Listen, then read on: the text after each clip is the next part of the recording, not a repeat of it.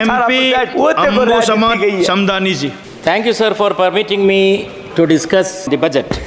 When we say that this budget has failed to address the crucial issues confronting the nation and the economy of the nation, sir, it is not a mere saying, it is a fact, it's an open fact. Even the inflation which has affected severely the common people has not been seriously addressed by this budget. It is regretful that even after the eye-opening setback in the election, the government is not ready to open its eyes and to see the Indian reality with neutrality.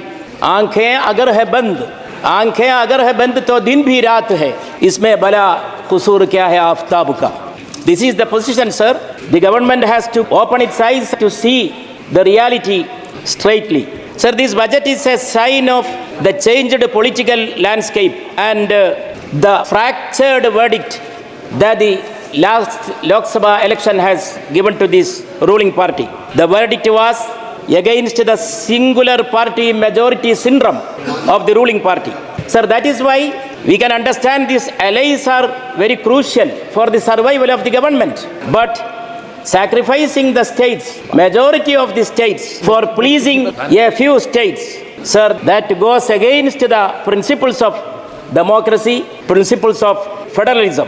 Sir, in our system, our fairness is directly linked with federalism.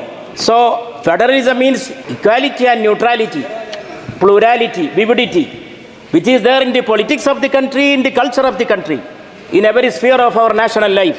Sir, a tree can become a tree only with leaves, and it should give shade for everybody who is coming to enjoy the shade of that tree. Sir, I am reminded of a couplet when thinking of this government policy.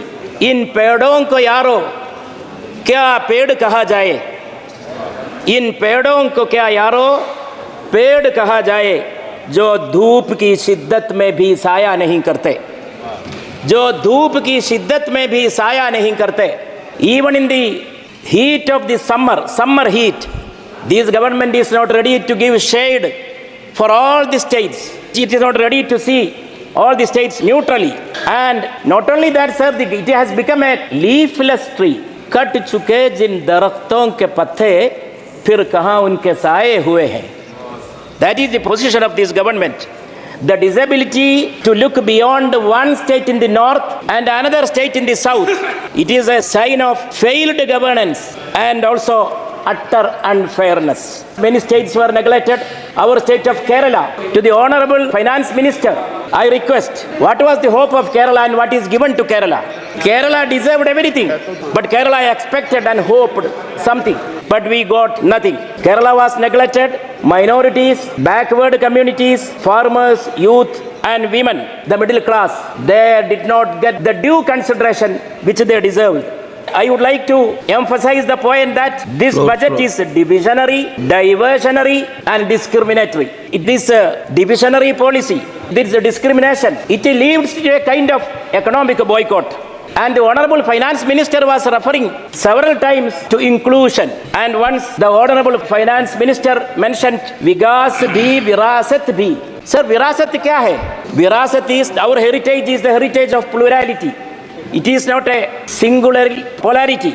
We know that even in this Kanbar Yatra, the policy adopted by the rulers there in those states, it was against the very spirit of constitution. It was against this kind of virasat. The Supreme Court had to intervene to halt those concerned states from implementing that directive which was asking to display the identity of the shopkeepers. Sir, even the other day, one head constable, Ashik Ali, jumped to the river to save a young Kanwarian named Monu Singh, 21-year-old Monu Singh.